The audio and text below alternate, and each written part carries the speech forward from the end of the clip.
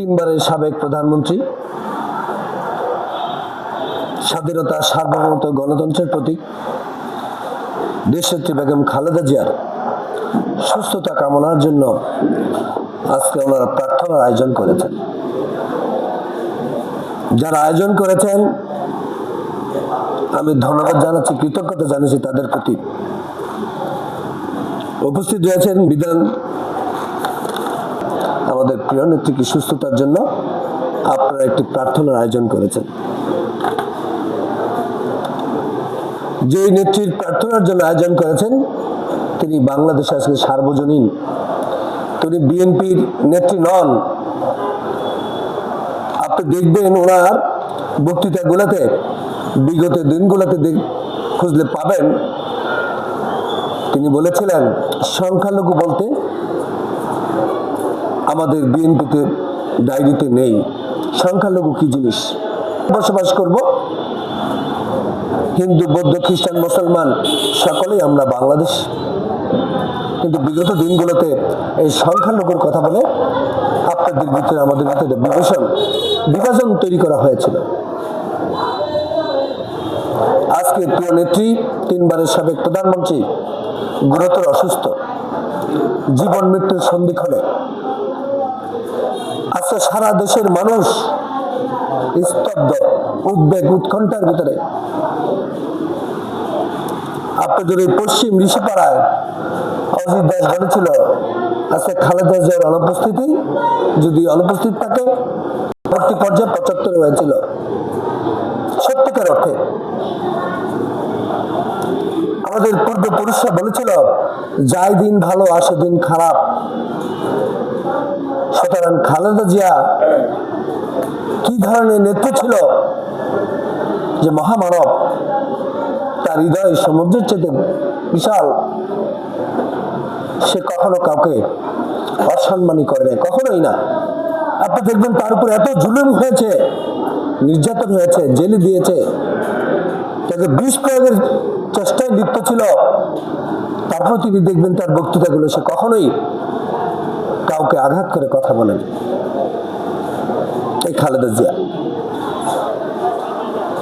সেই দলে একজন কর্মী, আসলে নিজেকে খুব গর্ববোধ করি। এই খালেদা জিয়া তিনবারের সাবেক প্রধানমন্ত্রী। তার পূর্বের বক্তৃতাগুলো দেখবেন কোনোদিনই কিন্তু আসলে কোনো মন্তব্য খালেদা জিয়া কারো সম্পর্ক করেন। এত বড় একটা ডিজাস্টার হয়েছে, এই ১৭ বছর সন্তানকে হারিয়েছে, আরেক সন্তান দেশ ছাড়া হয়েছে, নাতি নতি যারাই রয়েছে তিনি একাই বসবাস করছেন। কিন্তু কখনোই খালেদা জিয়া, যখন সাংবাদিকরা তাকে জিজ্ঞেস করলেন জুলাই আগস্টে বলছে আমি ক্ষমা করে দিয়েছি। যখনই কোনো ধরনের বাংলাদেশে ক্রাইসিস সৃষ্টি হয়েছে তখনই খালেদা জিয়া এবং তার পরিবাররা বাংলাদেশের মানুষের পাশে দাঁড়িয়েছে। এই মুক্তিযুদ্ধ থেকে শুরু করে জিয়া রহমান স্বাধীনতা ঘোষণা দিয়ে তিনি চলে গেলেন, তার সন্তানকে নিয়ে তিনি, তাহলে বাংলাদেশের ইতিহাস অন্যভাবে লিপিবদ্ধ হতো। তাকেই কিন্তু প্রথম তৎকালীন যে বাংলাদেশের জাতীয়তাবাদী শক্তির দল, এই দল 18 কোটি মানুষের বিরুদ্ধে কিংবা ৫৬,০০০ বর্গ মাইলের ১ ইঞ্চি জমি কারো আপোষ করবে, এটা খালেদা জিয়ার ডিকশনারিতে নাই। যার কারণে আছে খালেদা জিয়ার জন্য সকলেই উদ্বেগ, উৎকণ্ঠিত।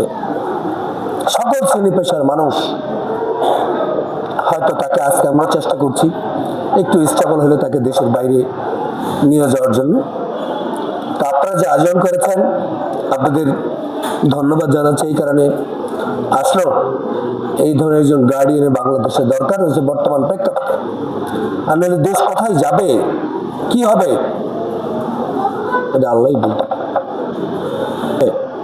পূর্বের ন্যায় আমাদের মাঝে ফিরে এসে জনগণের কল্যাণের জন্য কাজ করতে পারেন সেই আশাবাদ ব্যক্ত করছি। ধন্যবাদ আজকে দাদাদেরকে। এবং এখন সমাপনী বক্তৃতা দিবেন। যেহেতু আমি এই মন্দিরের সাধারণ সম্পাদক, সেই হিসাবে শুধু কৃতজ্ঞতা জ্ঞাপনটাই করব। তো আজকে এই প্রার্থনা সভায় আপনারা জানেন উপস্থিত হয়েছেন আমাদের অহংকার, আমাদের অত্র এলাকার অত্যন্ত শ্রদ্ধাভাজন নেতা জনাব মীর নওয়াজ আলী নওয়াজ। উপস্থিত আছেন তারই জ্যেষ্ঠ সহোদর,